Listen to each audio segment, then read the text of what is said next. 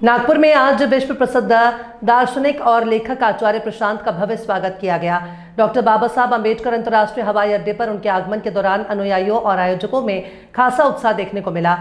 Media से बातचीत करते हुए उन्होंने वर्तमान वैश्विक परिस्थितियों पर अपने विचार साझा किए और समाज में बढ़ती जटिलताओं पर चिंता व्यक्त की। उन्होंने कहा कि आज की दुनिया कई तरह के संघर्षों से गुजर रही है, जिनमें ईरान इजराइल संघर्ष जैसी घटनाएं भी शामिल हैं, जिनका प्रभाव वैश्विक स्तर पर महसूस किया जा रहा है। ऐसे समय में समाज को अधिक जागरूक और विवेकशील बनने की आवश्यकता है। खासकर युवाओं के लिए सही दिशा और स्पष्ट सोच बेहद जरूरी है, ताकि वे चुनौतियों का सामना समझदारी से कर सकें। आचार्य प्रशांत ने अपने संबोधन में भगवत गीता का उल्लेख करते हुए कहा कि जीवन की सच्ची समझ ही व्यक्ति को अजय बनाती है। उन्होंने बताया कि केवल शस्त्र नहीं बल्कि शास्त्र यानी ज्ञान और आध्यात्मिकता भी उतनी ही महत्वपूर्ण है। इसी बीच कल 9 तारीख को सुरेश भट्ट सभागार में उनका लाइव सत्र आयोजित किया जाएगा, जहां नागरिक उनके विचार सुन सकेंगे और सीधे सवाल पूछने का अवसर भी मिलेगा। मन हुआ है, भावना ये है कि गीता सिर्फ पुस्तक न रहे, जिंदगी बन जाए। और इसीलिए नागपुर में आगमन हुआ है, क्योंकि ये जो काम है वो पूरे नहीं हो सकता। नागपुर वासियों का साथ चाहिए, वही साथ मांगने के लिए नागपुर में आया हूँ। यहाँ पर 2 बड़े अच्छे कॉलेजेस हैं, उनमें 2 दिनों छात्रों के साथ संवाद है और फिर एक दिन जो हमारे गीता छात्र हैं, गीता प्रतिभागी, उनके साथ लंबी चौड़ी बातचीत है। देखिए, ये कॉलेज के जो छात्र हैं इनके पास ऊर्जा है, महत्वाकांक्षा है, लेकिन साथ ही साथ संशय बहुत है, भ्रम बहुत है, बंधन बहुत है। चाहते हैं बहुत कुछ करना, जवानी है, सपने हैं, लेकिन ये नहीं जान पाते कि वो कौन है और किस दिशा बढ़ना है। तो इनकी स्थिति अर्जुन जैसी ही है, जिसके पास क्षमता तो है, बल भी है, पौरुष भी है, लेकिन किंग कर्तव्य विमूढ़ है, जान नहीं रहा कि अब कुरुक्षेत्र पर करना क्या है। तो तब गीता की ज़रूरत पड़ती है ना। बिना गीता के अर्जुन जीतते क्या, लड़ भी नहीं पाते। तो आज के हर युवा की अर्जुन जैसी ही स्थिति है और उसे गीता चाहिए। तो छात्रों तक गीता ले जाने के लिए मैं नागपुर आया हूँ और नागपुर वासियों का इसमें मुझे सहयोग प्राप्त होगा। छात्र मैं कहा करता हूँ सभी हैं, हमारे जितने प्रतिभागी हैं, भले ही वो 80 वर्षीय हों, उनसे कहता हूँ कि सबसे पहले ये देखो कि आप भी अर्जुन हो, और जो अर्जुन है वो छात्र है, एक अर्थ में शिष्य हो गया। तो फिर गीता सिर्फ कैंपस के छात्रों के लिए नहीं है, पूरे समाज के लिए है, पूरे नागपुर के लिए है, और इसीलिए मैं यहाँ आया हूँ। सर, आपकी एक बहुत ही आचार्य, ये किताब आपने लिखी थी संघर्ष अपने विरुद्ध, जिसको best seller, national best seller का अवार्ड भी मिला, जिसके बाद में लोगों ने खूब उसे सराहा। तो क्या अभी ऐसी कोई और किताब का कुछ आपका है प्रायोजन जो आप लाना चाह रहे हैं, जिससे लोग कुछ सीख सके?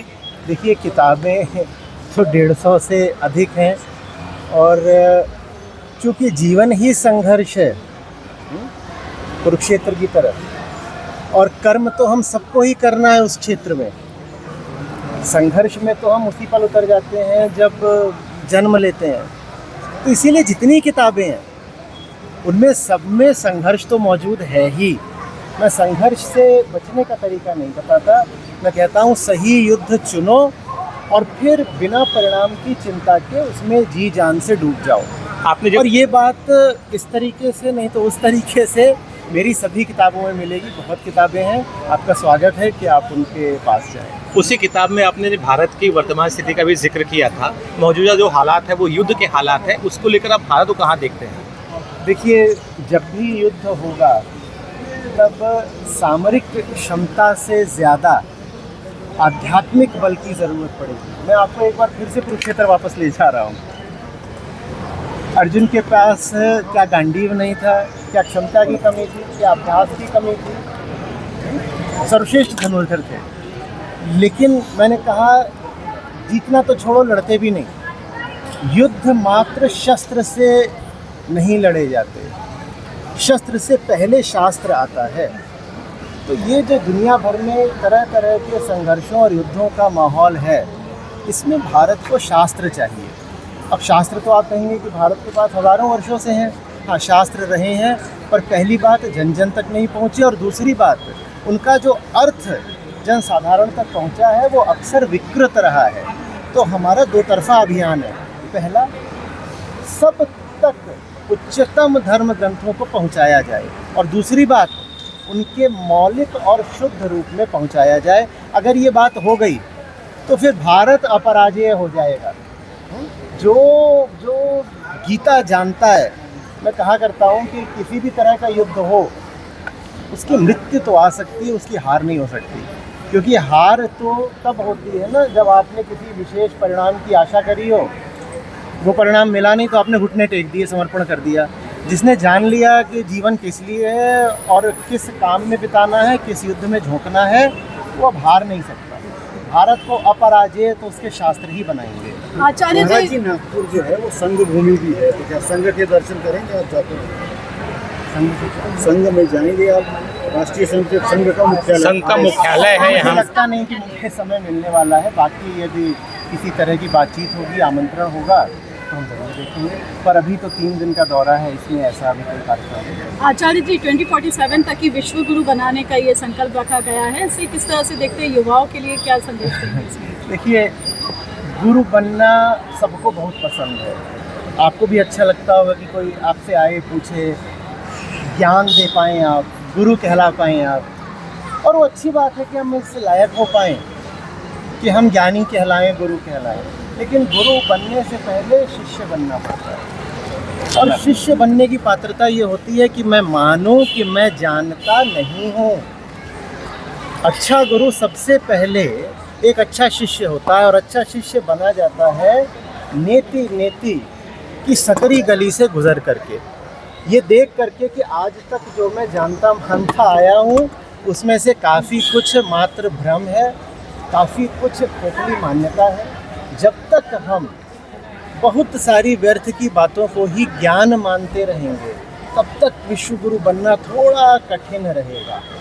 विश्व गुरु बनने के लिए पहले हमें बहुत अच्छा शिष्य बनना पड़ेगा, और उसके लिए बहुत सारा जो हमने मन में व्यर्थ का कचरा और व्यर्थ की सामग्री इकट्ठा कर रखी है, और उसका परीक्षण होना, और परीक्षण पर अगर वो खरी ना उतरे तो उसका नकार होना बहुत आवश्यक है। यही वेदांत की नीति की विधि है। प्रशांत जी, जैसा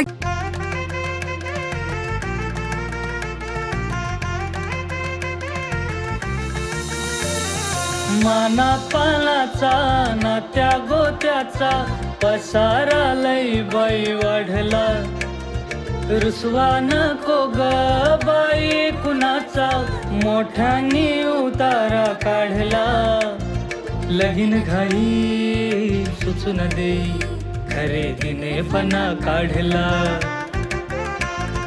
खरेदीला वर्षी धीने उत्साह नवा आणला, बांधला असता बांधला